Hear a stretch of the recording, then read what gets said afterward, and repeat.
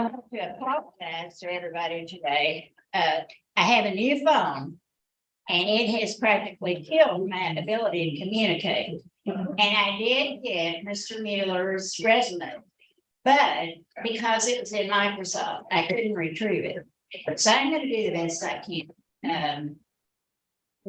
Judge Mueller is from Maryland originally. He's been in Frankfort quite a few years. I'm looking forward to this administration. I definitely think we needed new leadership. And I think that Michael is dynamic.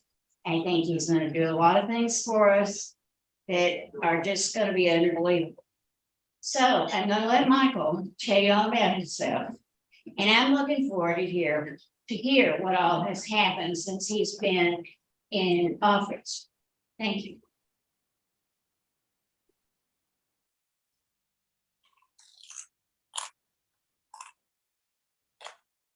Thank you, Diane. And one thing I'm not going to do is stand up here and talk about myself. So I have been in Kentucky for 29 years. So this is my home. Did I ever think I would be in this position? No. You know, I'm a construction kind of guy. You know, I've 30-some years in the construction landscape industry. My wife and team still run it. But on day to day, I am downtown working for this community. So couldn't be happier. I have a great team with me. I think that's a lot of you all know you're only as strong as your weakest link. So we are spending a lot of time being strategic about who we hire and what we hire for and things like that. So it's really an interesting time to be in Franklin County. I do want to start off and you know, speaking of good team, you know, Mitzi, I asked her, help me with a couple notes, you know, and she writes this whole thing, you know. I love her, but I'm not going to sit here and read this to you. But I do want to commend the Kiwanis first and foremost for last night, longest day of play. I mean, what a phenomenal event. And one of the things that I recognize, and so when I ran for this office, you know, it was boots on the ground. We knocked over 9,000 doors. And let me tell you, the people that were there last night, I don't know where they live. I really don't. I mean, I 99% of them I've never seen before a day in my life. But I think that just shows like an event that you all were able to provide free of cost with other community partners. You know, the fiscal court was there also doing, you know, name tags, and fire department and sheriff's department was helping with traffic. But I just think it shows that how many people want to be part of the community. And, you know, everybody in this room pretty much knows each other. You know, we kind of run with the same people in the same crowd, but there's a whole bunch of people in this community that aren't. And I think events like that just show how important the Kiwanis is for this community. So I'd like to give you all a round of applause for that event last night.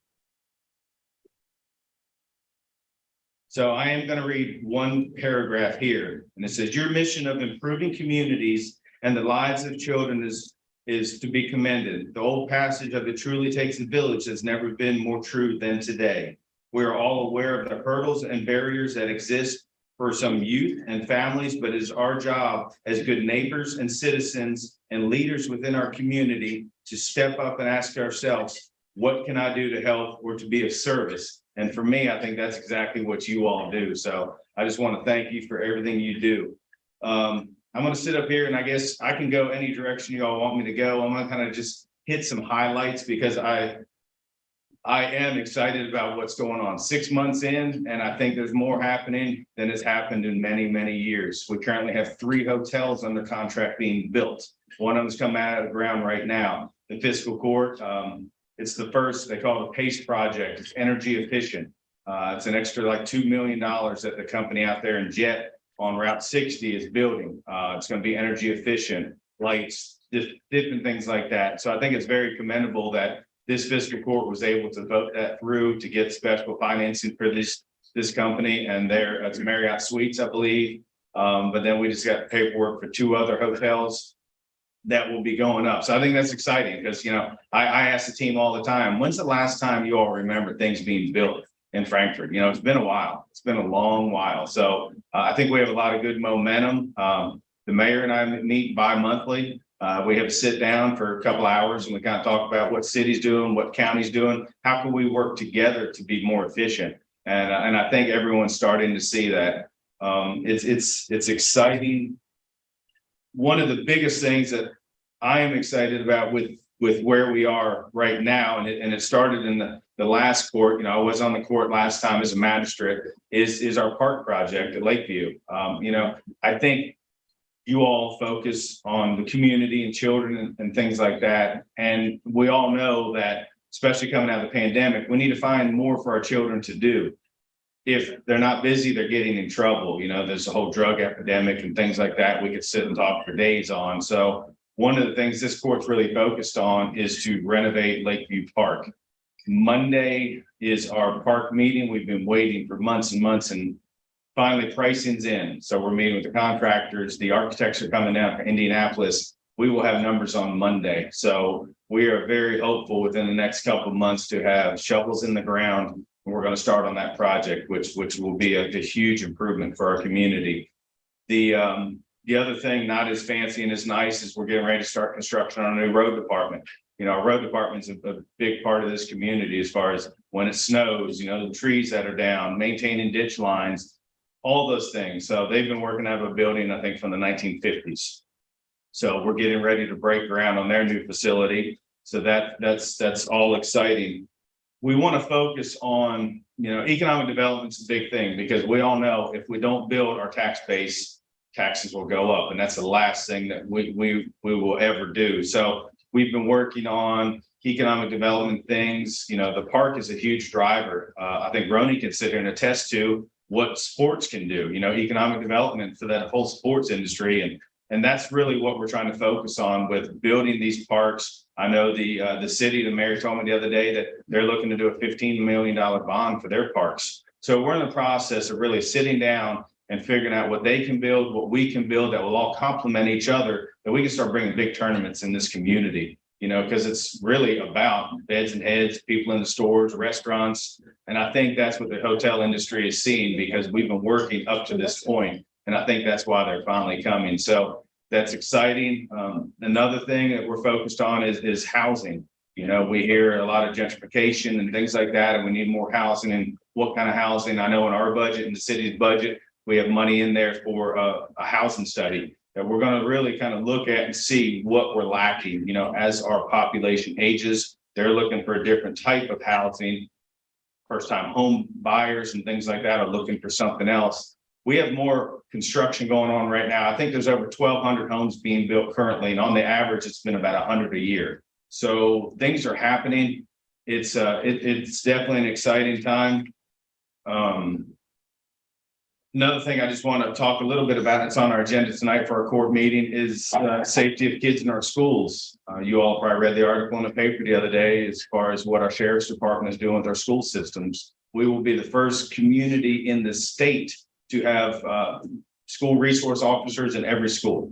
So I think that's very commendable. You know, I commend the Frankfort County school system for doing that, and our sheriff's department for working together. Fiscal court will, you know, have to come up with some cars and different things like that. But it just shows when people start working together what can be done. So unfortunately, those are needed in today's day and age. I hate to say that because it's pretty sad when you really look at it and think about it, but that's kind of where we are. So at least we will be the first community, to our knowledge, that, you know, is fully staffed and every school will be safe.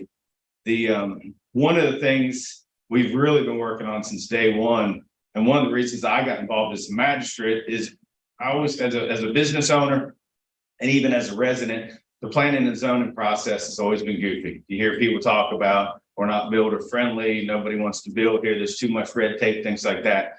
So since day one, we've been working with our planning and zoning to kind of look at what are we doing good and what are we doing bad? How can we be more efficient? So we are in the process. Deputy Kennedy has been working with a firm to put everything online for us. So I feel like we're kind of behind the times, because right now, if you were to need a permit or an application for something, you literally have to print it off, fill it out, drive it down to West Main Street, hand it in, things like that. So we are hoping, it's not actually on tonight's agenda, we're voting to get into a contract with this company who is designing it for us, that will do credit card machines online and all that. So we're hopeful in the next 2 months to start rolling some of those things out with our planning and zoning. once planning and zoning is taken care of, we're gonna start putting the parks online. And then we're gonna do our tax administrative with business licenses and things like that. So that's an exciting time. And another exciting thing for me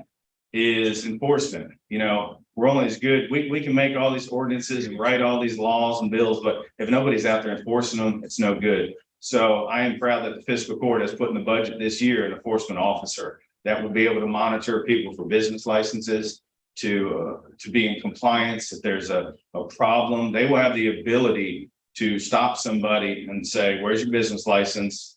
If you're not in compliance, here's a fine and here's how you get it. Because I think we can all attest to a lot of the roofers, landscapers, tree cutters that come into town, especially, you know, Jason Mueller as an agent. He can probably tell you horror stories where people come in. I hear them all the time. You know, they take people's money and there's no record of these businesses, especially after a storm or something like that. So I think working to try to get everybody on the same playing field, plus we're losing a lot of money, you know, not collecting in taxes with business licenses and things like that. So I think that's going to be a huge thing.